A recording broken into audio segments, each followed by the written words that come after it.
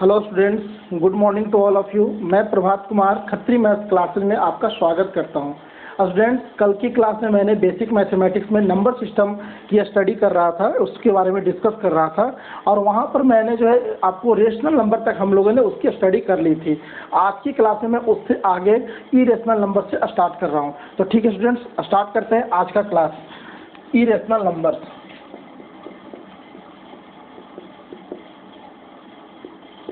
Irrational numbers. Student, कल मैंने जो आपको डिस्कस किया था रेशनल नंबर में मैंने बताया था कि वैसे नंबर जिनको P अपॉन Q के रूप में आप रिप्रेजेंट कर सके, जहां पर P और Q आपका इंटीजर्स हो और Q आपका जीरो ना हो, वैसे नंबर्स को हम रेशनल नंबर्स कहते हैं। या फिर अगर मैं उसको डेसिमल के रूप में अगर मैं डिस्कस किया था तो मैंने बताया था कि वैसे नंबर जो आपके या तो टर्मिनेटिंग है या फिर नॉन टर्मिनेटिंग है बट रिपीटिंग है, वैसे नंबर आपके रेशनल नंबर होते हैं। इरेशनल नंबर जो है जस्ट आपके रेशनल नंबर के अपोजिट है। जो रेशनल नंबर नहीं हो सकता है वो आपका इरेशनल नंबर होगा। मतलब इरेशनल नंबर वैसे नंबर है जिनको आप P अपॉन Q के रूप में रिप्रेजेंट नहीं कर सकते हैं। ठीक है, अगर हम डेसिमल के बारे में बात करें, डेसिमल रिप्रेजेंटेशन के बारे में बात करें, तो इरेशनल नंबर वैसे इरेशनल नंबर्स है, वैसे नंबर्स है जिनको आप जो ना तो आपका टर्मिनेटिंग होता है और ना ही आपका रिपीटिंग होता है। ठीक है, just opposite of rational number. ठीक है स्टूडेंट्स, तो क्या होता है मैं उसकी डिफिनीशन लिख दे रहा हूँ। ठीक है, the number which is not present, which is not represent in the form of P upon Q, in the form of P upon Q। वैसे नंबर जिन्हें हम P अपॉन Q के रूप में रिप्रेजेंट नहीं कर सकते हैं उसे हम कहते हैं इरेशनल नंबर। अगर मैं डेसिमल के बारे में बात करूं तो in decimal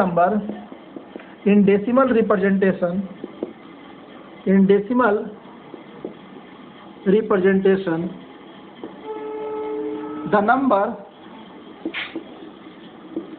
which is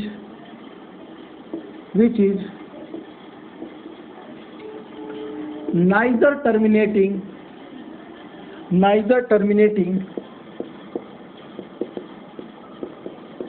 nor repeating। ठीक है स्टूडेंट, ऐसे नंबर जो ना तो आपका टर्मिनेटिंग है और न ही आपका रिपीटिंग है, वैसे नंबर को हम कहते हैं इरेशनल नंबर। फॉर एग्जांपल, अगर मैं एग्जांपल की बात करूं तो आप ले लीजिए √2, आप ले लीजिए √3, आप ले लीजिए पाई। √2 की जो वैल्यू है, अगर आप इसका स्क्वायर रूट निकालेंगे डेसिमल में तो इसकी जो वैल्यू आती है वो आती है 1.414235, ऐसा करके कुछ आता है। 1.414235 ऐसा करके कुछ आता है। अगर आप √3 की वैल्यू निकालेंगे, अगर आप स्क्वायर रूट में निकालेंगे तो इसकी वैल्यू होती है 1.732050, ऐसा करके कुछ आपका आता है। ठीक है, अगर आप इसकी पाई की वैल्यू निकालेंगे तो इसकी वैल्यू आती है 3.141592, ऐसा करके कुछ वैल्यू इसकी आती है। ठीक है स्टूडेंट्स, तो देखिए ये जो आपके √2 है 1.414235, ये नंबर आपके चलते जा रहे हैं और ये कभी भी टर्मिनेट नहीं करेगा। साथ ही साथ इसके कोई भी पैटर्न आपके रिपीट नहीं कर रहे हैं, जैसे 41411235 ऐसा करके आ रहा है, तो इसमें कोई भी नंबर जो है आपका कोई भी पैटर्न आपके रिपीट नहीं कर रहे हैं। हाँ, बेशक आपके 1 जो है नंबर आपके रिपीट कर रहे हैं, लेकिन मेरे को रिपीट करने का मतलब ये है कि उसकी पैटर्न रिपीट करना चाहिए। जैसे मैंने आपको पिछली क्लास में बताया था कि अगर कोई नंबर 1.25 बार है, ठीक है, तो ये क्या होता है, इसका मतलब होता है 1.25252525, इस तरह से करके वो आगे प्रोसीड करता है। इसका मतलब क्या है कि एक निश्चित पैटर्न पर आपका 2 रिपीट कर रहा है और एक सेम पैटर्न पर आपका 5 भी रिपीट कर रहा है, बट यहाँ पर ऐसा नहीं है। ठीक है, देखिए आपका यहाँ से यहाँ 1 आया, लेकिन क्या यहाँ पर आपका 1 आ रहा है? इसके एक गैप के बाद क्या यहाँ पर आपका 1 आपका रिपीट कर रहा है क्या? यहाँ पर आपका 1 रिपीट कर रहा है? नहीं कर रहा है। कहने का मतलब ये है कि जो रिपीटिंग शब्द है, जो रिपीटिंग वर्ड है, वो आपका रिपीट करना चाहिए, एक निश्चित, एक आपका सेम इंटरवल पर आपका रिपीट करना चाहिए, तब उस चीज़ को हम कहते हैं रिपीटिंग। ठीक है स्टूडेंट्स, तो ये ध्यान रखिए, यहाँ पर ना तो ये नंबर रिपीट कर रहा है और ना ही ये टर्मिनेट कर रहा है, इसलिए कैसा हो गया? आपका इरेशनल नंबर हो गया। तो √3 कैसा हो गया? 1.732050, ये ऐसा करके चलता रहेगा। तो ये भी ना तो टर्मिनेट कर रहा है और ना ही आपका रिपीट कर रहा है। पाई की वैल्यू 3.141592, ये क्या है? ना तो आपका टर्मिनेट कर रहा है और ना ही आपका रिपीट कर रहा है। तो ये जो सारे नंबर हैं, ये सारे नंबर आपके इरेशनल नंबर के एग्जाम्पल्स हुए हैं। ठीक है स्टूडेंट्स, अगर आप P/Q के रूप में देखना चाहें तो अगर हम √2 को अगर हम √2/1 लिख दें, ठीक है, अगर मैं चाहूँ कि इसको देखूँ कि P/Q के रूप में रिप्रेजेंट किया जा सकता है कि नहीं, तो √2 का √2/1 तो लिख सकते हैं, कोई दिक्कत नहीं है। बट हमारा जो P और Q है वो दोनों हमारा इंटीजर होना चाहिए, बट हमारा P तो इंटीजर है नहीं, √2 तो आपका इंटीजर नहीं होता है, इसलिए ये आपका रेशनल नंबर नहीं होगा। अब अगर रेशनल नंबर नहीं होगा तो क्या होगा आपका? वो इरेशनल नंबर होगा। ठीक है स्टूडेंट, इस बात का ध्यान दीजिएगा कि अगर मैथमेटिक्स में अगर कोई आपका डिफिनीशन दिया गया है या कुछ भी आपको दिया गया, कोई भी आपका थ्योरम दिया गया है, तो उसमें जितने कंडीशन दिए गए हैं वो सारे कंडीशन आपके सेटिस्फाई होने चाहिए। अगर एक भी कंडीशन अगर सेटिस्फाई नहीं हुआ तो वो फिर आपका अनवैलिड हो जाएगा। तो जैसे √2 को हम √2/1 में लिख तो दिए, लेकिन रेशनल नंबर में क्या था कि P और Q दोनों आपके इंटीजर्स होने चाहिए, बट यहाँ पर √2 तो आपके इंटीजर है नहीं। अगर √2 आपके इंटीजर है नहीं तो फिर वो रेशनल नंबर हो नहीं सकता। अगर कोई नंबर रेशनल नंबर नहीं होगा तो क्या होगा? इरेशनल नंबर होगा। क्यों? क्योंकि दोनों एक दूसरे का अपोजिट है। अगर जो रेशनल नहीं हुआ वो इरेशनल, और जो इरेशनल है वो रेशनल नहीं होगा। ठीक है स्टूडेंट्स, इस बात का ध्यान दीजिएगा कि √2, √3, ये पाई सारे क्या है? आपके इरेशनल नंबर है। एक चीज़ आपको यहाँ ध्यान देने वाली बात है, आप बोलेंगे सर ये पाई की जो वैल्यू है 3.141592 जो वैल्यू है, तो एक्चुअली में तो पाई की वैल्यू हम लोग 22/7 यूज करते हैं, 22/7 यूज करते हैं। कहीं कहीं पर आपकी पाई की वैल्यू 3.14 यूज करते हैं। तो सर ये तो फिर ये रेशनल नंबर हो गया। तो बोले नहीं, ये आप जो 22/7 या 3.14 यूज करते हैं वो एक्चुअली में वो पाई का एक्चुअल वैल्यू नहीं है, वो पाई का एक अप्रोक्स वैल्यू है। ठीक है, ये पाई का हम अप्रोक्स वैल्यू यूज करते हैं फॉर द सिंप्लीफिकेशन। ठीक है, एक्चुअल में पाई क्या होता है? पाई एक ऐसा नंबर है जो ना तो इसका अंत है और न ही ये रिपीट करता है, इसलिए इसको इरेशनल नंबर के कैटेगरी में रखा जाता है। इस बात का ध्यान रखिएगा। हम कैलकुलेशन को थोड़ा सा आसान बनाने के लिए हम पाई की वैल्यू 22/7 या 3.14 यूज करते हैं। बट एक बात ध्यान दीजिएगा स्टूडेंट्स कि जो आपके जेई एग्जाम्स होते हैं ये वहाँ पर आपको ये इस पाई को लेकर कंफ्यूज कर सकता है, और मैं आपको सजेस्ट कर रहा हूँ कि अगर पाई की वैल्यू अगर आपको 22/7 या 3.14 लेने को कहा जाए तभी आप वहाँ पर पाई की वैल्यू 22/7 या 3.14 पुट कीजिएगा। अदरवाइज पाई की वैल्यू को पाई की तरह ही रखिएगा, इस बात का ध्यान रखिएगा। हम आपको एक एग्जांपल समझाते हैं और उससे हम आपको इस बात की और क्लियर करवाते हैं। आई होप कि आपको इरेशनल नंबर का डिफिनीशन समझ में आ गया होगा। कुछ नहीं है, इरेशनल नंबर वो नंबर है जो रेशनल नहीं हो सकते। ठीक है ना स्टूडेंट, आप एक दो एग्जांपल आपको मैंने बता दिया। हाँ, एक दो एग्जांपल और भी ले सकते हैं। जैसे कोई नंबर है, ठीक है, अगर उसके पावर फ्रैक्शन में है, अगर कोई नंबर है, अगर उसके कोई पावर फ्रैक्शन, अगर कोई प्राइम नंबर, अगर कोई भी नंबर है, सॉरी प्राइम नंबर नहीं, कोई भी नंबर आप ले लीजिए। ठीक है, कोई नंबर आप जैसे कोई प्राइम नंबर ले लीजिए, प्राइम नंबर मान लीजिए 3 ले लीजिए, 3 का पावर अगर 1/3 ले तो ये सारे क्या हो जाएंगे? आपके इरेशनल नंबर्स हो जाएंगे।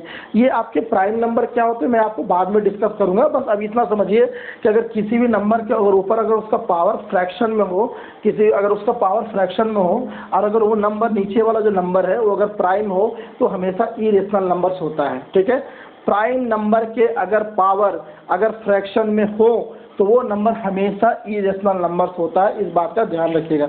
ठीक है स्टूडेंट्स, मैं अभी आपको पाई के बारे में कुछ बताने जा रहा था कि पाई की वैल्यू अगर मेंशन ना हो 22/7 या 3.14 तो हम क्यों नहीं लेते हैं, इस बात के बारे में आपको समझाने जा रहा था। आई होप आपको ये चीज़ समझ में आ रही होगी। ठीक है, मैं इसको डिलीट करता हूँ, मैं आपको बताता हूँ इम्पोर्टेंस ऑफ पाई। ठीक है स्टूडेंट्स, ये देखिए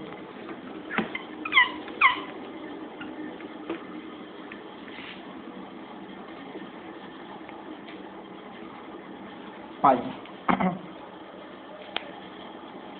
सॉरी, एक मैं क्वेश्चन ले रहा हूँ और क्वेश्चन में मैं आपको बता रहा हूँ कि मान लीजिए कोई आपका एक सर्किल है, सर्किल का आपका रेडियस है 7 सेंटीमीटर। मान लीजिए आपका कोई सर्किल है, उसका रेडियस कितना है 7 सेंटीमीटर। मैं आपसे पूछ रहा हूँ find the area of the circle, find the area of the circle. मैं आपसे पूछ रहा हूँ कि उस सर्किल का आप एरिया फाइंड आउट करके बताओ, ठीक है। मैं आपको कुछ ऑप्शन सेट कर रहा हूँ। एक ऑप्शन मैंने सेट किया 49 पाई, दूसरा ऑप्शन मैंने सेट किया आपका 154, थर्ड ऑप्शन मैंने सेट किया 3.14 इंटू 49 और फोर्थ ऑप्शन मैंने सेट किया all of these, all of these, ठीक है स्टूडेंट्स। अब देखिए, अगर आपकी value r equal to 7 centimetre है, अगर आपको सर्किल का रेडियस पूछ रहा है तो सर्किल का एरिया पूछ रहा है, तो सर्किल का एरिया ऑफ सर्किल क्या होता है? एरिया ऑफ सर्किल क्या होता है? पाई आर स्क्वायर होता है। अगर r की वैल्यू मैं 7 लूँ तो क्या हो जाएगा? पाई इंटू 7 इक्वल टू 49 पाई, ये होगा। अगर मैं पाई की वैल्यू 22/7 लूँ तो 22/7 इंटू 7 मतलब 154 सेंटीमीटर हो जाएगा। अगर मैं पाई की वैल्यू अगर मैं 3.14 लूँ तो 3.14 इंटू 7 इक्वल टू 3.14 इंटू 49। तो अगर मैं पाई की वैल्यू 22/7 लूँ या पाई की वैल्यू 3.14 लूँ या फिर पाई की वैल्यू पाई ही रखूँ, तो आपका इस तरह से देखा जाए तो आपका आंसर ऑल ऑफ दीज होगा। बट एक्चुअल में इसका ऑल ऑफ दीज आंसर नहीं होगा, इसका आंसर होगा 49 पाई, इसका आंसर होगा। ऐसा क्यों? क्योंकि मुझे यहाँ पर पाई की वैल्यू क्या लेनी है वो मेंशन ही नहीं है। अगर कहीं पर पाई की वैल्यू क्या लेनी है उसके मेंशन नहीं है तब वहाँ पर पाई की वैल्यू पाई ही में ही रखते हैं, ठीक है। अगर मान लीजिए अगर आप पाई के अगर ऐसा नहीं है, ठीक है, तो आप वहाँ पर जो है ये चीज़ का ध्यान रखिएगा कि अगर वहाँ पर पाई की वैल्यू मेंशन है तब तो आप फिर आपको मान लीजिए पाई की वैल्यू मेंशन है 22/7, तो उस अनुसार से आपका ये आंसर हो जाएगा। अगर पाई की वैल्यू है 3.14 मेंशन है तो आप ये हो जाएगा। लेकिन अगर पाई की वैल्यू मेंशन नहीं है तो हमेशा 49 पाई लेंगे, इस बात का ध्यान रखिएगा, ठीक है स्टूडेंट। ये आई थी जेई में, जेई मेंस, जेई एडवांस में इस तरह के क्वेश्चन में उलझाया जाता है। इस तरह का क्वेश्चन मतलब ये नहीं है कि आपको कोई r इक्वल टू 7 सेंटीमीटर दिया रहेगा, आपसे बोलेगा find the area of the circle, ऐसा नहीं है। मैं जस्ट एक आपको आइडिया दे रहा हूँ कि इस तरह से आदमी को इस तरह से क्वेश्चन को कंफ्यूज करने की कोशिश किया जाता है, ठीक है। ये ऐसा नहीं है कि इतना इजी सा एग्जाम क्वेश्चन आपको उठकर आ जाएगा, ठीक है। तो ये चीज़ ध्यान रखिएगा कि पाई क्या होता है, हमेशा इरेशनल नंबर होता है, ठीक है। पाई की जो वैल्यू होती है 3.141592 जो वैल्यू है वो अभी प्रेजेंट टाइम में उसको डेसिमल के बाद लगभग अप्रोक्स अगर मैं सही हूँ तो करीब 1 लाख अंकों तक उसको जो है निकाला जा चुका है, तो भी अभी तक उसकी करेक्ट वैल्यू अभी तक फाइंड आउट नहीं हुए।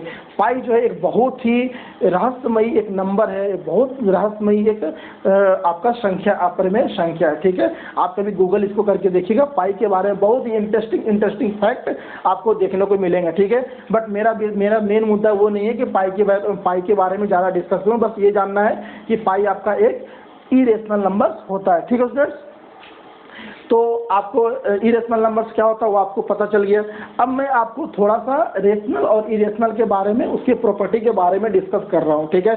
आप देखिए, अगर आपका 2 रेशनल नंबर्स हैं तो 2 रेशनल को अगर आप ऐड कीजिएगा, सब्ट्रैक्ट कीजिएगा, मल्टीप्लाई कीजिएगा या डिवाइड कीजिएगा, ठीक है, तो हमेशा क्या आएंगे?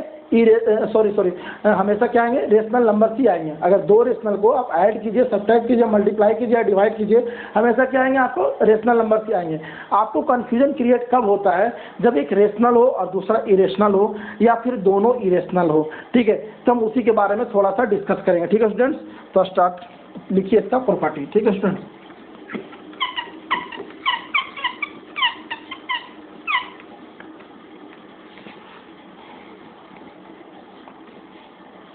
प्रॉपर्टी लिखिए इसका। प्रॉपर्टी पहला है कि अगर मान लीजिए कोई रेशनल नंबर है और दूसरा कोई आपका इरेशनल नंबर है, अगर रेशनल और इरेशनल को सम किया जाएगा तो हमेशा क्या आएगा? इरेशनल नंबर आएगा। इस चीज़ का ध्यान रखिएगा। अगर किसी भी एक कोई भी दो नंबर हैं जिनमें एक रेशनल है और दूसरा इरेशनल है, अगर दोनों को सम किया जाए तो हमेशा आपका इरेशनल नंबर आएगा, इस चीज़ का ध्यान रखिएगा, ठीक है। फॉर एग्जाम्पल मैंने रेशनल के रूप में लिया 2, इरेशनल के रूप में ले लिया 2 + 3, तो ये हमारा क्या हो जाएगा, इरेशनल नंबर्स होगा, ठीक है। सेकेंड प्रॉपर्टी, अगर किसी रेशनल और इरेशनल से अगर मल्टीप्लाई किया जाए तो हमेशा क्या आएगा, आपका इरेशनल आएगा। अगर रेशनल को अगर इरेशनल से मल्टीप्लाई किया जाए तो हमेशा क्या आएगा, आपका इरेशनल आएगा। फॉर एग्जाम्पल जैसे मैंने रेशनल लिया 2 और इरेशनल लिया √3, तो 2 × √3 क्या होगा आपका, 2√3, और ये क्या है आपका, ये आपका इरेशनल नंबर है।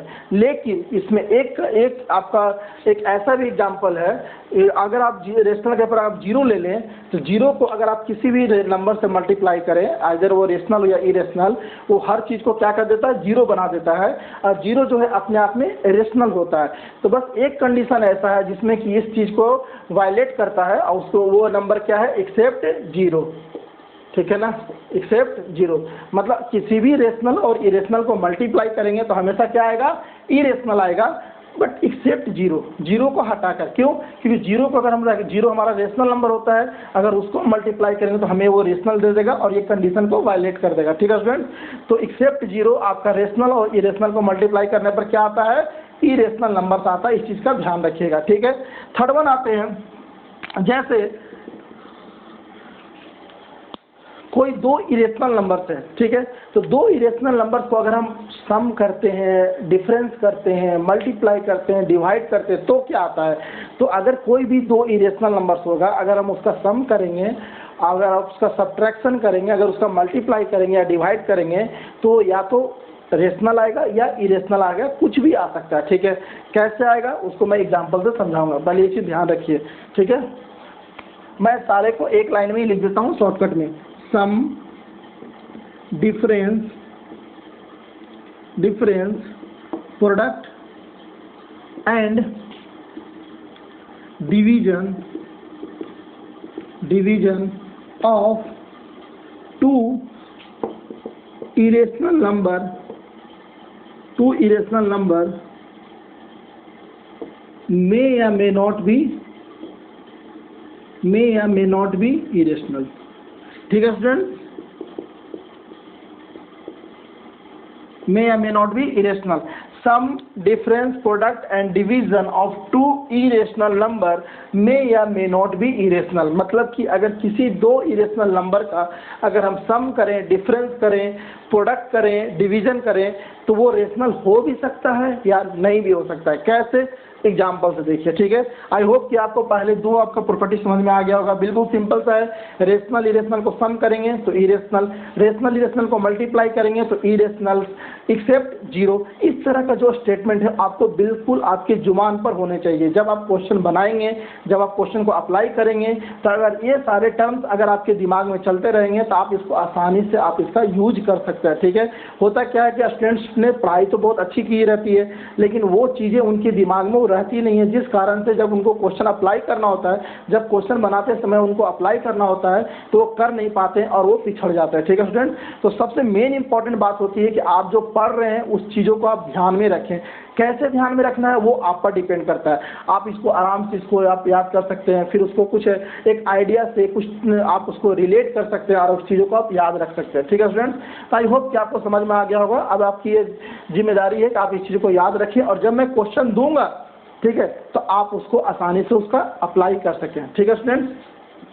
तो मैं फर्स्ट दो ऑप्शन आपको हटाता हूँ, दो आपकी प्रॉपर्टी।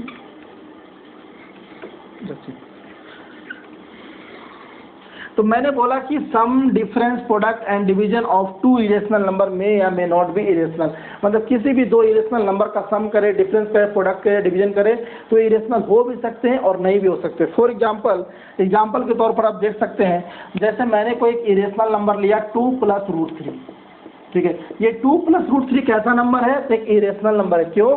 क्योंकि मैंने पहले फर्स्ट प्रॉपर्टी बताया था कि अगर एक रेशनल और एक इरेशनल को अगर मैं ऐड करता हूं तो हमेशा क्या आता है? इरेशनल।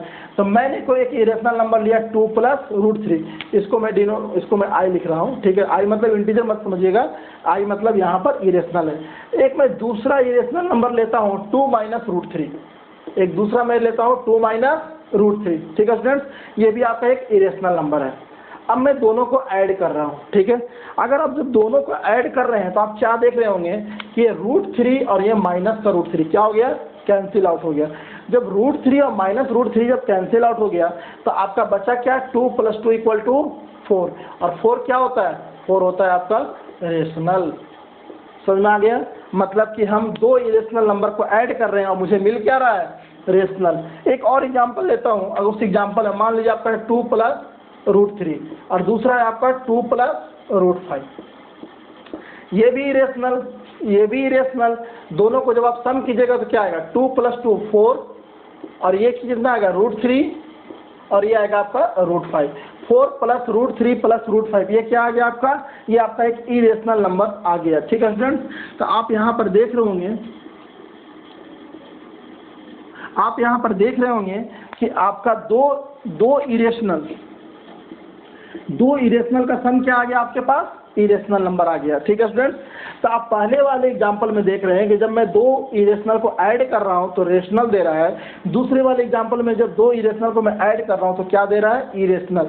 इसका मतलब है, इसका कहने का मतलब यह है कि दो इरेशनल को जब मैं ऐड करूंगा तो कुछ भी दे सकता है, वो या तो रेशनल दे सकता है या फिर इरेशनल दे सकता है। इस चीज का ध्यान रखिएगा, ठीक है स्टूडेंट्स। ये एक मल्टीप्लाई का एग्जांपल ले लेता हूँ, ठीक है। जैसे मान लीजिए मैंने कोई एग्जांपल लिया √2 × √2, तो √2 × √2 क्या होता है? 2 होता है। किसी भी स्क्वायर रूट को अगर 2 टाइम्स मल्टीप्लाई करेंगे तो उसका जो रूट होता है वो आपका वहाँ से हट जाता है। तो √2 को जब √2 से मल्टीप्लाई करेंगे तो क्या आएगा? 2 आएगा। सभी को पता है कि √2 क्या है? आपका एक इरेशनल नंबर है। ये √2 क्या है? ये भी एक इरेशनल नंबर है। दो इरेशनल नंबर को हम प्रोडक्ट कर रहे हैं तो मुझे मिल क्या रहा है आपका? ये आपको मिल रहा है रेशनल नंबर, ठीक है स्टूडेंट्स। एक मैं दूसरा एग्जांपल लेता हूँ। वो दूसरा एग्जांपल है √2 × √3, √2 × √3, ये क्या आएगा आपका? √6 आएगा, ठीक है स्टूडेंट्स। √2/√3 कैसा आएगा? आपका √6 आएगा। √2 एक इरेशनल नंबर, √3 एक इरेशनल नंबर, और √6 is also irrational number, also a irrational number, ठीक है। तो यहाँ पर देखिए दो इरेशनल नंबर को प्रोडक्ट करने पर क्या दे रहा था? रेशनल नंबर दे रहा है। यहाँ पर दो इरेशनल नंबर को प्रोडक्ट करने पर क्या दे रहा है? इरेशनल नंबर दे रहा है। इसका मतलब है कि अगर किन्हीं दो इरेशनल नंबर को प्रोडक्ट करते हैं तो या तो रेशनल भी दे सकता है या फिर इरेशनल भी दे सकता है।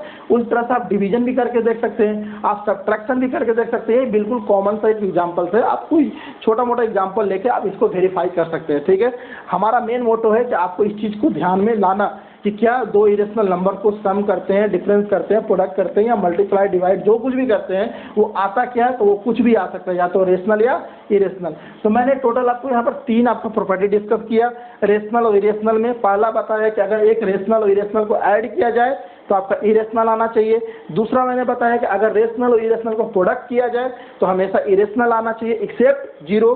और मैं तीसरा बताया कि किन्हीं दो इरेशनल नंबर को अगर मल्टीप्लाई करते हैं, डिवाइड करते हैं, सब्ट्रैक्शन करते हैं, सम करते हैं तो क्या आता है? वो कुछ भी आ सकता है, ठीक है। आपको इन सारे स्टेटमेंट को आपको ध्यान में होने चाहिए, ठीक है स्टूडेंट्स। आई होप कि आपको समझ में आ गया होगा। अब मैं इसको हटा रहा हूँ, ठीक है स्टूडेंट्स। एक बात आप ध्यान दीजिएगा स्टूडेंट्स कि मैं जितना आपको बता रहा हूँ वो आपके लिए सफिशिएंट है, ठीक है। मैंने रेशनल नंबर में आपको सिर्फ एक डिफिनीशन दिया, थोड़ा सा उसको डेसिमल रिप्रेजेंटेशन के बारे में बात किया। इरेशनल में मैंने एक डिफिनीशन दिया, उसके बाद थोड़ा सा इसका क्या होता है थोड़ा सा समझाया। अगर मैं पढ़ना चाहूँ तो अगर मैं बताना चाहूँ तो बताने को बहुत कुछ है नंबर सिस्टम में। अगर मैं रेशनल नंबर का ही डिस्कस करने लगूँ तो आप रेशनल नंबर के बारे में पढ़े होंगे, 9-10 में पढ़े होंगे। लेकिन ये दो रेशनल नंबर के बीच में रेशनल नंबर फाइंड करना, ठीक है। रेशनल नंबर का बहुत सारा प्रॉपर्टी पढ़े होंगे, commutative law, associative law, distributive law. Integer में आप पढ़े होंगे, एडिटिव इनवर्स पढ़े होंगे, एडिटिव आइडेंटिटी पढ़े होंगे, मल्टीप्लिकेटिव इनवर्स पढ़े होंगे, मल्टीप्लिकेटिव आइडेंटिटी पढ़े होंगे, बहुत सारे ऐसे टर्म्स पढ़े होंगे, ठीक है। लेकिन वो मेरे काम का नहीं है, ठीक है। काम का इन द सेंस कि मैं अभी जो आपको जो बेसिक मैथमेटिक्स कवर कर रहा हूँ अकॉर्डिंग टू आपको क्लास 11th और 12th उसके अकॉर्डिंग आपको वो काम का नहीं है। जो मैं बता रहा हूँ उतना ही काम का है, इस चीज़ को ध्यान में रखिएगा। जहाँ पर जिस चीज़ की ज़्यादा ज़रूरत होगी बेशक आपको भरपूर वहाँ पर क्वेश्चन की प्रैक्टिस कराया जाएगा, इस चीज़ का आप विश्वास रखें, ठीक है स्टूडेंट्स। तो आप आराम से धैर्य बनाकर आप देखते रहिए, एक एक करके आपको बिल्कुल सारा कॉन्सेप्ट को आपको अच्छे से समझाया जाएगा, ठीक है स्टूडेंट्स। तो आई होप कि आपको ये इरेशनल नंबर समझ में आ गया होगा और इरेशनल नंबर की प्रॉपर्टी समझ में आ गई होगी, ठीक है। रेशनल, इरेशनल, उसके बाद एक नंबर आता है जिसको बोलते हैं रियल नंबर, और जो रियल नंबर होता है हमारे नंबर सिस्टम का सबसे बड़ा नंबर होता है real number. Real number actually में होता क्या है, तो वैसे नंबर जो आपका रेशनल और इरेशनल दोनों को मिला दिया जाता है तो उसे हम बोलते हैं रियल नंबर बोलते हैं, ठीक है। ठीक है, तो स्टार्ट करते हैं real number.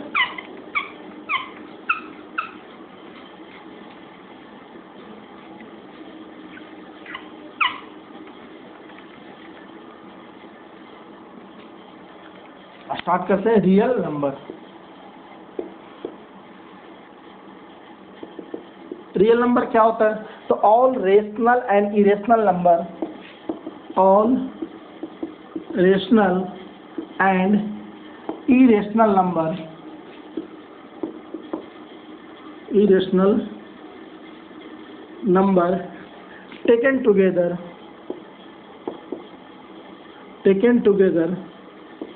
form the set of real number, form the set of real number।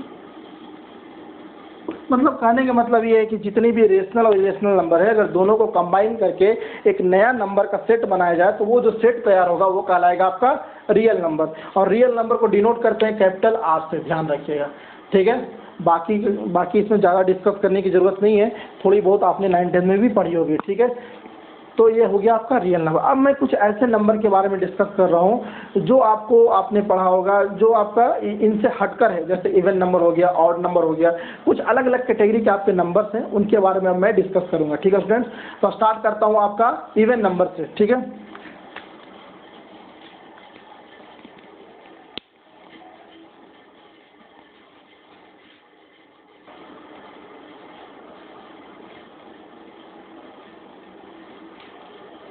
ठीक है स्टूडेंट्स, तो स्टार्ट करते हैं इवन नंबर।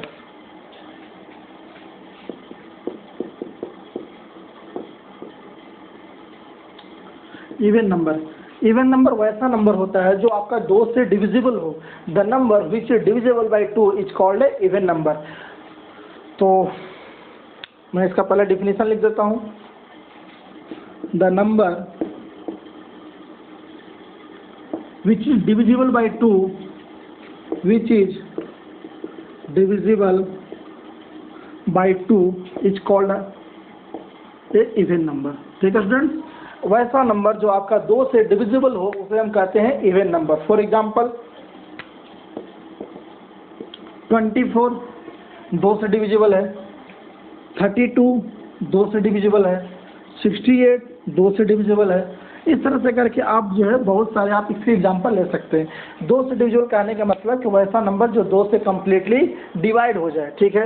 लेकिन अगर मान लो कि बड़े बड़े नंबर हों, अगर मुझे उसको आइडेंटिफाई करना है कि वो आपका इवन नंबर है या नहीं है, तो मैं बार बार नंबर को 2 से डिवाइड करके चेक नहीं करूँगा। उसके लिए एक आपका ट्रिक्स है। ट्रिक ये है कि अगर किसी भी नंबर के एंड में अगर आपका 0 हो, 2 हो, 4 हो, 6 हो या 8 हो तो वो नंबर आपका इवन नंबर होता है। आप इस देखते ही आप उसको बता सकते हैं, ठीक है। तो ये चीज़ याद रखिएगा, the number ending with 2 with 0, 2, 4, 6 या 8 ऐसे नंबर क्या होते हैं, ऐसे नंबर आपके इवन नंबर होते हैं। वैसे नंबर जिसके अंत में 0 हो, 2 हो, 4 हो, 6 हो या 8 हो वो नंबर आपके क्या होते हैं, इवन नंबर होते हैं, ठीक है स्टूडेंट। जैसे मैं आपको कोई एक एग्जांपल ले रहा हूँ 5, 4, 8, 7, 2, 9, 6। अब मैं आपसे पूछा, बताइए आपका इवन है या ऑड है, तो आपको 2 से डिवाइड करके ये चेक करने की ज़रूरत नहीं है कि 2 से डिविजिबल है या नहीं है। बस आपको देखना है कि क्या इस नंबर के अंत में 0, 2, 4, 6, 8 आ रहा है क्या। किस नंबर के अंत में क्या आ रहा है आपका 6, तो 6 आ रहा है, इसलिए आपका क्या हो जाएगा आपका इवन नंबर। तो कोई भी बड़ा से बड़ा नंबर हो, अगर आपको इवन नंबर पहचानना है तो आप बस उस नंबर के एंड में जाइए और देखिए कि अगर 0, 2, 4, 6 या 8 आ रहा है या नहीं। अगर आ रहा है तो वो नंबर क्या होगा, इवन नंबर होगा। ठीक है स्टूडेंट्स, इस चीज़ का ध्यान रखिएगा। दूसरी बात, जो इवन नंबर है, इवन नंबर हमेशा 2m फॉर्म का होता है। It is in form of 2m। वह हमेशा किस फॉर्म का होता है, 2m फॉर्म का होता है, जहां m क्या है, m आपका इंटीजर है। ये 2m फॉर्म कहने का मतलब ये है कि चूंकि ये नंबर जो है 2 से जो डिविजिबल होते हैं वो आपके इवन नंबर होते हैं। तो अगर कोई नंबर 2 से डिविजिबल है तो उसमें 2 का मल्टीपल तो होगा ही होगा। 2 का मल्टीपल है तभी तो वो 2 से डिवाइड हो रहा है। तो 2 का मल्टीपल है तो आपका कैसा फॉर्म में हो गया, 2m फॉर्म। जैसे अब 24 है तो 24 को हम ऐसा लिख सकते हैं 2 × 12। ये कैसा फॉर्म में हो गया, 2m फॉर्म में। यहाँ पर m की वैल्यू क्या आ गया, m का वैल्यू आ गया आपका 12। अगर आपका 32 है तो क्या इसको 2 × 16 लिख सकते हैं। ये कैसा फॉर्म में आ गया, 2m के फॉर्म में। यहाँ m की वैल्यू क्या हो गया, 16। तो किसी भी इवन नंबर को हम 2m के फॉर्म में रिप्रेजेंट कर सकते हैं। ये आपका रिप्रेजेंट करने का एक तरीका है। जब आप क्वेश्चन सोल्व कीजिएगा तो वहाँ पर आपके यूज आएंगे तो पता चलेंगे कि ये क्या है। ठीक है, तो क्योंकि अगर मेरे को सारे इवन नंबर को अगर रिप्रेजेंट करना है, अब मैं आपसे बोल रहा हूँ कि right all the even number, ठीक है। तो अगर मेरे सारे इवन नंबर लिखने हैं तो सारे इवन नंबर तो इनफाइनाइट नंबर ऑफ टर्म्स होते हैं, 2, 4, 6, 8, 10, 12, 16 ऐसे बहुत सारे होते हैं। तो मैं सबको तो लिखना पॉसिबल नहीं है। लेकिन अगर मैं सिंपल भाषा में अगर मैं 2m लिख दूं और वहाँ पर लिख दूं m क्या आपका इंटीजर, तो ये सारे के सारे इवन नंबर को रिप्रेजेंट करेगा। तो ये ध्यान रखिएगा कि जो इवन नंबर होता है हमेशा कैसा होता है, 2m फॉर्म का होता है। ठीक है स्टूडेंट्स, आई होप कि आपको इवन नंबर समझ में आ गया होगा। इवन नंबर में बस ये जानना है कि इवन नंबर 2 से डिविजिबल होता है। अगर किसी भी नंबर के अंत में 0, 2, 4, 6 या 8 अगर आपका डिजिट है तो वो ऐसा नंबर इवन नंबर कहलाता है। इवन नंबर हमेशा 2m फॉर्म का होता है और इसको हम डिनोट करते हैं, कैपिटल E से डिनोट करते हैं। ठीक है स्टूडेंट्स, ये ध्यान रखिएगा। आई होप कि आपको इवन नंबर समझ में आ गया होगा। अब मैं स्टार्ट करता हूँ ऑड नंबर। ठीक है, ऑड नंबर क्या होता है, तो ऑड नंबर जो है जस्ट अपोजिट, ऑड नंबर जो है इवन नंबर का जस्ट अपोजिट होता है। इवन नंबर 2 से डिविजिबल होता है तो ऑड नंबर आपका 2 से डिविजिबल नहीं होगा। ठीक है students, odd number the number which is not divisible by 2, which is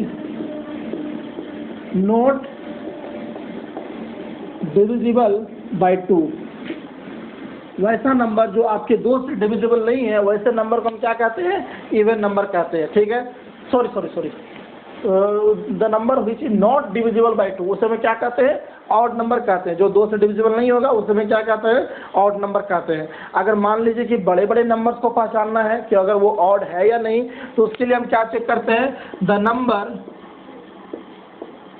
number ending with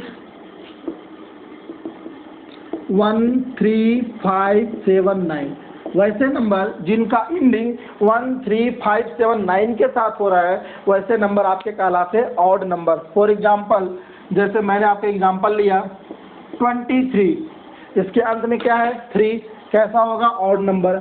59, इसके अंत में क्या है 9, कैसा होगा आपका ऑड नंबर। मैं कोई बड़ा सा नंबर ले लेता हूँ 3, 2, 4, 5, 6, 1, इसके लास्ट में क्या है 1, ये नंबर कैसा होगा आपका ऑड नंबर होगा। इस चीज़ का ध्यान रखिएगा। वैसा नंबर जो जिसके अंत में 1, 3, 5, 7, 9 आ रहा है वैसा नंबर आपका ऑड कहलाएगा। वैसा नंबर जिसके अंत में 0, 2, 4, 6, 8 आ रहा है वो नंबर कहलाएगा आपका इवन नंबर कहलाएगा।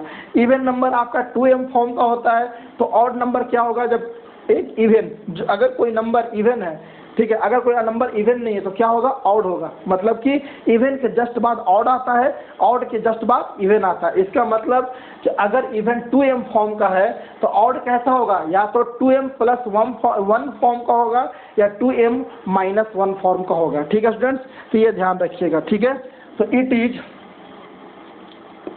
Is in the form of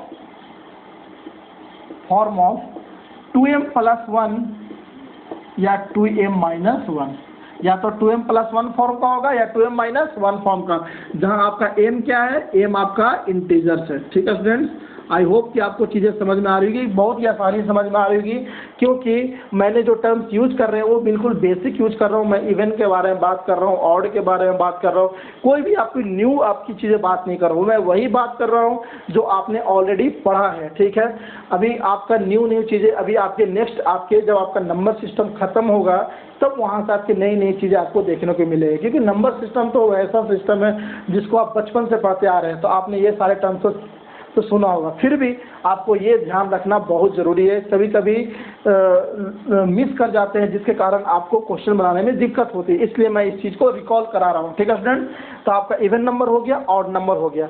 अब मैं इसके प्रॉपर्टी के बारे में डिस्कस कर रहा हूँ। जिस तरह से मैंने रेशनल इरेशनल की प्रॉपर्टी के बारे में डिस्कस किया था, उस तरह से मैं आप इवन और ऑड नंबर के बारे में आपकी प्रॉपर्टी के बारे में डिस्कस कर रहा हूँ। थोड़ा ध्यान से समझिएगा, क्योंकि मैं इसके बाद एक क्वेश्चन कराऊंगा, वो क्वेश्चन इस प्रॉपर्टी के बेस पर होगा और वो IIT जेई एडवांस का पूछा गया क्वेश्चन है। आप क्वेश्चन देखेंगे, जब उसको क्वेश्चन को बनाएंगे तो आपको बहुत ही मजा आएगा। एक छोटे से कॉन्सेप्ट से एक बड़ा सा क्वेश्चन, जिसको बहुत सारे लोगों ने क्वेश्चन बना भी नहीं पाया था, वैसा क्वेश्चन मैं आपको अभी सोल्व करवाऊंगा। ठीक है स्टूडेंट्स, तो ध्यान से देखिए।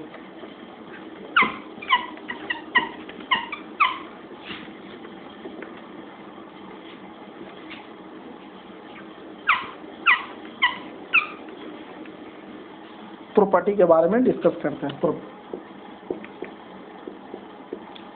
देखिए, ये ध्यान रखिएगा कि अगर किसी भी दो इवन नंबर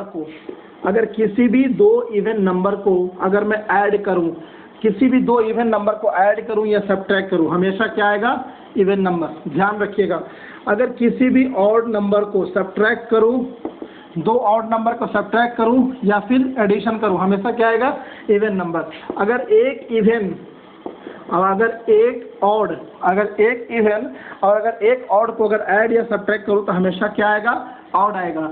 अगर किसी भी इवन में अगर कोई भी real number, any real number से अगर मैं मल्टीप्लाई करूं तो हमेशा क्या आएगा, आपका इवन आएगा। ठीक है स्टूडेंट्स, और कभी भी दो ऑड नंबर को मल्टीप्लाई करूं तो हमेशा क्या आएगा, ऑड नंबर आएगा। ये आपकी 5 प्रॉपर्टी है, बड़े काम की प्रॉपर्टी है, आप इसको याद रखिएगा। क्या है, किन्हीं भी दो इवन नंबर को आप चाहे एडिशन करें चाहे सब्ट्रैक्शन करें, आपका हमेशा इवन आएगा। अगर दो ऑड को एडिशन करें या सब्ट्रैक्शन करें, दोनों हमेशा इवन आएगा। एक ऑड को अगर ऐड या सब्ट्रैक्ट करें तो हमेशा ऑड आएगा। किसी भी इवन में रियल नंबर से मल्टीप्लाई करेंगे तो इवन आएगा, और ऑड को ऑड से मल्टीप्लाई करेंगे तो ऑड आएगा। आपको याद करने का बिल्कुल एक बेसिक सा तरीका है, आप मन में एक एग्जाम्पल बना लीजिए और उसको आप याद कर सकते हैं। जैसे दो इवन की बात आया तो मैंने दो इवन नंबर लिया, 2 + 4 = 6 and 6 is a even number, so दो इवन को ऐड या सब्ट्रैक्ट करने पर क्या आएगा, इवन। अगर आपका दो ऑड है तो मैंने दो ऑड एग्जाम्पल ले लिया, 3 + 5 = 8 and 8 is a even number. अगर मैं एक इवन और एक ऑड है तो एक मैं ले लेता हूँ 2, एक ले लेता हूँ 3, 2 + 3 = 5 and 5 is a odd number. Even में कोई रियल नंबर से मल्टीप्लाई करें तो 2 × 5, 2 आपका इवन है, 5 कोई रियल नंबर है, 2 × 5 करते हैं 10 और 10 इज ए इवन नंबर। अगर कोई दो ऑड नंबर है तो मैं कोई दो ऑड नंबर ले लेता हूँ 3 and 5, 3 and 5 को जब मल्टीप्लाई करूंगा तो आएगा 15 and 15 is a odd number. इसका मतलब आप इस चीज़ को आसानी से ध्यान रख सकते हैं, कोई ज़्यादा दिक्कत नहीं है। ठीक है, एक चीज़ ध्यान रखिएगा कि जीरो के बारे में ध्यान रखिएगा। अगर आपसे कोई पूछे कि जीरो क्या होता है, जीरो इवन है कि ऑड है, तो आपका आंसर होना चाहिए कि जीरो क्या होता है, zero is an even number. Zero कैसा नंबर होता है, इवन नंबर होता है। ठीक है स्टूडेंट्स, यहाँ पर थोड़ी सी कंफ्यूजन आ सकती है, ये इसलिए आ सकती है कि जीरो जो है हर नंबर से डिविजिबल होता है। किसी भी नंबर से, एनी रियल नंबर, जीरो जो है हर रियल नंबर से आपका डिविजिबल होता है, कोई भी रियल नंबर से आप डिवाइड कीजिए वो डिवाइड हो जाएगा, ठीक है। आप 0 को 2 से भी डिवाइड कर सकते हैं, 0 को 3 से भी डिवाइड कर सकते हैं, ये हर नंबर से डिविजिबल होता है। अगर ये हर नंबर से डिविजिबल होता है तो फिर ये इवन क्यों, ऑड क्यों नहीं? तो इसका एक सिंपल सा एग्जांपल है कि मैंने जो आपको प्रॉपर्टी बताया है वो सारा का सारा प्रॉपर्टी इवन नंबर पर ही सेटिस्फाई करता है। अगर मैं 0 को ऑड मान लूँ तो ये सारे प्रॉपर्टी आपके सेटिस्फाई नहीं करेंगे। अगर प्रॉपर्टी सेटिस्फाई नहीं करेंगे तो फिर उस कैटेगरी में वो लाई नहीं करेगा। जैसे आप मान लीजिए आपने 0 को इवन माना, ठीक है, तो 0 को इवन माना, 0 को आप इवन मान के, मैं आपको बताने जा रहा हूँ कि 0 इवन क्यों है। तो आपने 0 को इवन माना, तो even plus even equal to 0, तो मैंने एक नंबर लिया 0 और दूसरा नंबर लिया 2, तो 0 प्लस 2 इक्वल टू 2, इवन हो रहा है। इवन जो कहा वो सही है, ठीक है। ऑड तो मैं 0 को माना ही नहीं। अब मैं इस पर आ रहा हूँ, एक इवन एक ऑड। इवन ग्रुप में मैंने 0 ले लिया, ऑड ग्रुप में मैं 3 ले लिया, 0 plus 3 equal to 3 and 3 is a odd number. अब मैं एक इवन ले लिया 0, उसमें कोई भी रियल नंबर ले लिया, मान लो 5 ले लिया, 0 into 5 equal to 0 and 0 is also a even number. तो अगर मैं 0 को इवन नंबर मानता हूँ तो ये सारा का सारा प्रॉपर्टी सेटिस्फाई करता है। बट अगर मैं 0 को ऑड नंबर मानता हूँ, इफ 0 इक्वल टू ऑड, तो अब ध्यान से देखिएगा, 0 को मैं अभी ऑड मान के चल रहा हूँ तो इसमें तो अभी नहीं पुट कर सकता हूँ। ये है आपका ऑड प्लस ऑड, तो ऑड के रूप में मैंने ले लिया 0, क्यों? क्योंकि मैं 0 को अभी ऑड माना हूँ, और दूसरा ऑड ले लिया 3, तो 0 प्लस 3 इक्वल टू क्या आ गया 3 and 3 is a odd number. But property कहता है कि दो ऑड को ऐड करने पर क्या आना चाहिए, इवन। इसका मतलब है क्या है कि हमारा प्रॉपर्टी सेटिस्फाई नहीं कर रहा है। एक और आप चेक कर सकते हैं, इसी को चेक कर लीजिए। इवन के रूप में मैंने ले लिया 2 और ऑड के रूप में मैंने ले लिया 0, 2 प्लस 0 ऐड करेंगे तो कितना आएगा 2 and 2 is a even number. But property कहता है कि इवन नहीं होना चाहिए, कैसा होना चाहिए, ऑड होना चाहिए। इसका कहने का मतलब है कि अगर मैं जब 0 को ऑड मान रहा हूँ तो सारा प्रॉपर्टी हमें सेटिस्फाई नहीं कर रहा है। इसका मतलब है कि 0 कैसा होना चाहिए, आपका इवन नंबर होना चाहिए। ये आप जब किसी इंटरव्यू एग्जाम में जाएंगे, इंटरव्यू देने जाएंगे तो आपको ऐसे ऐसे क्वेश्चन पर आपको कंफ्यूज कर सकता है। बिल्कुल इंटरव्यू में छोटे छोटे क्वेश्चन आपसे पूछे जाते हैं, जैसे पूछा जाएगा 0 पॉजिटिव है या निगेटिव, आपका 0 इवन है या ऑड, इस तरह से करके आपको कंफ्यूज किया जाता है। तो आपको इस चीज़ों को समझना बहुत ज़रूरी है, ठीक है। तो आपने क्या सीखा कि 0 कैसा नंबर होता है, इवन नंबर क्यों होता है, ये आपका रीज़न है। मैंने 5 प्रॉपर्टी बताई है, 5 प्रॉपर्टी आपको याद होने चाहिए, इस तरह से याद होना चाहिए कि आप क्वेश्चन को अप्लाई कर सकें, ठीक है। अभी मैं एक क्वेश्चन बता रहा हूँ जो इसके बिल्कुल इस प्रॉपर्टी पर बेस्ड क्वेश्चन है, ठीक है स्टूडेंट्स, ध्यान से समझिएगा। बहुत अच्छा क्वेश्चन है, IIT का आया हुआ क्वेश्चन है और जनरली लोग बनाने में इसको बना नहीं पाते हैं, ठीक है। तो देखिएगा, हटा दो इसको डिलीट कर रहा हूँ।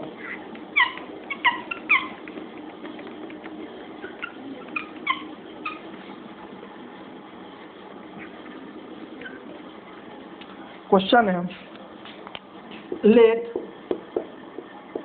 p square minus q square equal to 202, ठीक है, where p q r natural number. p q कैसा है आपका, natural number, p q r natural number, ठीक है। Then find the total possible order of P Q will be, ठीक है। आपसे क्वेश्चन दिया गया है, आपसे पूछा जा रहा है कि एक मैंने इक्वेशन दिया p square minus q square equal to 202। अब मैं बता रहा हूँ कि p और q के ऐसे कितने पॉसिबल ऑर्डर हो सकते हैं जो इस इक्वेशन को सेटिस्फाई करते हैं, ठीक है। एग्जाम्पल के तौर पर समझिएगा, जैसे मैं आपको लिया x plus Y equal to 5। अब मैंने ब्रैकेट में बताया कि x और y कैसा होना चाहिए, नेचुरल नंबर होना चाहिए। तो अब इसके कितने ऑर्डर हो सकते हैं, मतलब ऐसे x और y के कितने पॉसिबल वैल्यू हो सकते हैं जो इस इक्वेशन को सेटिस्फाई करते हैं। तो आप x की जगह पर 0 ले सकते हैं और y की जगह पर 5 ले सकते हैं, तभी तो 0 प्लस 5 इक्वल टू 5 होगा, ठीक है। बट हम नहीं लेंगे, क्यों नहीं लेंगे, क्योंकि मेरे एक कंडीशन और भी बताया गया है कि x और y कैसा होना चाहिए, नेचुरल नंबर होना चाहिए। बट हमारा 0 नेचुरल नंबर नहीं होता है, इसलिए नहीं लेंगे, ठीक है। इन्हीं सब चीज़ों का यूज होता है, जैसे नेचुरल नंबर क्या होता है, होल नंबर क्या होता है। तो जब आप क्वेश्चन कीजिएगा तब आपको उस कैसे यूज किया जाता है तब पता चलेगा, ठीक है। अब x की जगह पर मैं 1 ले सकता हूँ, y की जगह पर 4 ले सकता हूँ, 1 + 4 = 5 and both are natural number, no problem. अगर x की जगह पर 2 लिया, y की जगह पर 3 लिया, 2 + 3 = 5 and also it is natural number, no problem. अगर मैं 3 लिया, इधर 2 लिया, 4 लिया, इधर 1 लिया, ठीक है। अगर इधर 5 लिया, इधर 0 लिया, क्या यह पॉसिबल है? तो नहीं, क्यों? क्योंकि 0 जो है हमारा नेचुरल नंबर नहीं है। तो टोटल पॉसिबल ऑर्डर कितना आया? एक आया आपका 1 4, दूसरा आया आपका 2 3, आपका तीसरा आया 3 2 और चौथा आया 4 1। तो इस तरह से टोटल पॉसिबल ऑर्डर इसके कितने हुए? 4 पॉसिबल ऑर्डर हुए। इन द सेम मैनर आपको ये क्वेश्चन भी पूछ रहा है कि अगर आपका एक इक्वेशन दिया गया है तो उस इक्वेशन में P और Q की कितने वैल्यू हो सकते हैं। बट ये सिंपल तो नहीं है, क्योंकि यहाँ तो सिंपल x + y = 5 था, तो बड़ा आसानी से, अब बड़ा छोटा सा भी नंबर था इधर, तो बड़ा आसानी से मैं हीट एंड ट्रायल मेथड से मैं बता दिया। लेकिन ये तो p² है, q² है, बीच में माइनस भी है, प्लस इधर का नंबर है वो भी बहुत बड़ा नंबर है। तो ये तो इतना आसान नहीं है कि हम जिसको हीट एंड ट्रायल मेथड से कर सकते हैं। तब इसके लिए मुझे कोई ना कोई प्रॉपर्टी का यूज करना पड़ेगा, और यहाँ पर मैं यूज करूँगा प्रॉपर्टी, कौन सा यूज करूँगा? इवन और ऑड वाली प्रॉपर्टी यूज करूँगा। कैसे करूँगा ये देखिए। आप सबसे पहले ये देखिए कि सर आपको इवन ऑड वाली प्रॉपर्टी दिमाग में कैसे आया। तो एक्चुअली आपका इधर जैसे ही मैं इक्वेशन दिखा और इधर इक्वेशन में मुझे 202 दिखा जो कि एक इवन नंबर है, तो मेरे दिमाग में खटका कि शायद इसका इवन और ऑड पर कर सकते हैं। तो कैसे करेंगे? p² - q²। आप क्या इसको p + q × p - q लिख सकते हैं? बिल्कुल लिख सकते हैं। और ये आपका क्या है? 202, आप 2 × 101 कर दीजिए, कोई दिक्कत नहीं। अभी 202 ही रहने दीजिए, 202 ये आपका इवन नंबर है, ठीक है स्टूडेंट्स। अब आपका जो p है ये कोई नंबर है, नेचुरल नंबर है, तो कोई भी नेचुरल नंबर या तो आपका इवन होगा या फिर ऑड होगा। q आपका क्या है? या तो इवन होगा या फिर ऑड होगा। तो p और q को मिलाकर जितने सारे पॉसिबिलिटी हो सकते हैं इवन ऑड वाली, मैं वो सारे पॉसिबिलिटी मिला के चेक करूंगा। मतलब क्या हो सकता है? p q को अगर दोनों को मैं एक साथ लूँ तो क्या हो सकता है? दोनों इवन हो, दोनों ऑड हो, एक इवन एक ऑड हो, एक ऑड हो दूसरा इवन हो, मिला जुला के चारों, मतलब ये 4 पॉसिबिलिटी बन सकती है। तो मैं चारों पॉसिबिलिटी लिखूंगा और उसके बाद जो जो उसकी संभावना होंगी उसको मैं देखने की कोशिश करूंगा, एनालाइज करने की कोशिश करूंगा। जैसे मैंने लिया ये, इधर में लिया p, इधर में लिया q, इधर में लिया p + q, इधर लिया p - q। अगर मैं p को इवन लेता हूँ और q को इवन लेता हूँ, एक पॉसिबिलिटी तो ये बनता है, एक पॉसिबिलिटी बनता है कि दोनों को ऑड ले लूँ, एक पॉसिबिलिटी बनता है कि p को इवन Q को ऑड लूँ, और एक पॉसिबिलिटी बनता है कि P को इवन ऑड और Q को इवन लूँ। 4 पॉसिबिलिटी बनता है, इससे ज़्यादा पॉसिबिलिटी नहीं बनता है। क्यों? क्योंकि 2 ही नंबर है। तो क्या होगा? अब देखिए, अगर P इवन और Q इवन, तो दोनों को ऐड करने पर क्या आएगा? प्रॉपर्टी में बताया था 2 + 2 = 4, इवन प्लस इवन = इवन। तो P + Q क्या आएगा? आपका इवन आएगा। P - Q क्या आएगा? ये भी इवन आएगा। मैंने प्रॉपर्टी बताया था, आप जाके चेक भी कर सकते हो। 2 ऑड को अगर मैं ऐड करूं 3 + 5 = 8, 3 - 5 = -2, मतलब कि अगर 2 ऑड को मैं ऐड करूं या सब्ट्रैक्ट करूं, क्या आएगा? हमेशा इवन आएगा। Very good. अगर एक इवन एक ऑड को अगर मैं ऐड करूं, मतलब 2 + 3 = 5, मतलब कि ऑड आएगा। तो अगर मैं एक इवन एक ऑड को ऐड करूं तो भी ऑड आएगा, सब्ट्रैक्ट करूं तो भी ऑड आएगा। अगर एक ऑड एक इवन को ऐड करूं तो भी ऑड आएगा और दूसरा भी ऑड आएगा। ठीक है, टोटल इतने पॉसिबिलिटी बने। अब ध्यान से देखिएगा, मेरे को P + Q × P - Q चाहिए, तो मैं इसको भी लिख लेता हूँ, P + Q × P - Q। ठीक है। अब अगर 2 इवन को अगर मैं मल्टीप्लाई करूँ तो क्या आएगा? ऑब्वियस बात है कि 2 इवन मतलब 2 × 4 = 8, मतलब 2 इवन को अगर मल्टीप्लाई करूँगा तो क्या आएगा? हमेशा इवन आएगा। ये भी आपका इवन आएगा। लेकिन 2 ऑड को अगर मल्टीप्लाई करूँ तो 3 × 5 = 15, तो हमेशा क्या आएगा? ऑड आएगा। समझ रहे हैं? बिल्कुल सिंपल सी बात है। ठीक है। अब देखिए, P + Q × P - Q = क्या दिया हुआ है? 202 दिया हुआ है, और ये 202 क्या है, हमारा इवन नंबर है। क्यों? क्योंकि ये 2 से डिवाइड होता है। लेकिन हमारा p plus Q into P minus Q even भी आ रहा है, ऑड भी आ रहा है, तो जो ये ऑड वाली पॉसिबिलिटी हम इसको हटा देंगे। क्यों? क्योंकि ये ऑड हो ही नहीं सकता है, क्योंकि हम जितना पॉसिबिलिटी चेक कर रहे हैं उसमें ऑड भी आ रहा है, इवन भी आ रहा है, लेकिन एक्चुअल में p plus Q into P minus Q हमारा क्या दिया हुआ है, इवन दिया हुआ है, तो ये कभी भी नहीं आएगा। ठीक है, तो आएगा क्या, इवन आएगा। अब थोड़ा सा ध्यान से समझिएगा। अब देखिए, आपको इतना पता चल गया कि p plus Q into P minus Q equal to 202 है, और ये आपका इवन होगा और ये भी आपका इवन होगा। ये चीज़ आपको समझ में आ गया। मैं आपको बताया था कि p प्लस क्यू जो अगर इवन है तो किस फॉर्म का होगा, 2m फॉर्म का होगा। अगर p माइनस क्यू भी इवन है तो ये कैसा फॉर्म का होगा, 2n फॉर्म का होगा। अब इधर क्या आपका 202, मतलब कि 2 इंटू 101। आप बोलोगे सर एक जगह m लिखे एक जगह n लिखे, तो मेरा सिंपल सा इसका आंसर है कि बेटा p plus Q into P minus Q both are different number. मेरे को बस इवन दिखाना, तो इवन दिखाना, एक को m मान लिया दूसरा को n मान लिया, है तो दोनों इवन ही। अब इधर 202 है, उसको मैं 2 इंटू 101 लिखा, कोई दिक्कत नहीं। अब देखिए 8 2 से 8 2 मैंने कैंसिल आउट कर दिया। अब इधर क्या बचा आपका 2mn। अब इधर क्या बचा आपका 101। 2mn, mn कोई नंबर है, ठीक है, और उसमें 2 मल्टीप्लाई है। जैसे ही 2 मल्टीप्लाई है उसका मतलब क्या हो गया, वो आपका इवन नंबर होगा।